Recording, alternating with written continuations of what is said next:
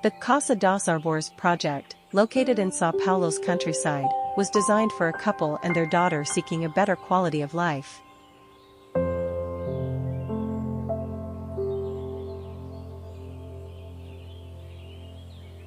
The L-shaped home balances entertainment and private spaces, optimizing the 2,000 square meters lot while preserving as many trees as possible.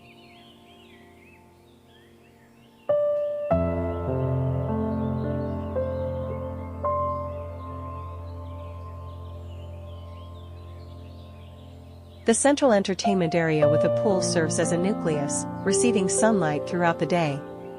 The interior layout follows two main axes, maximizing the outdoor space utilization.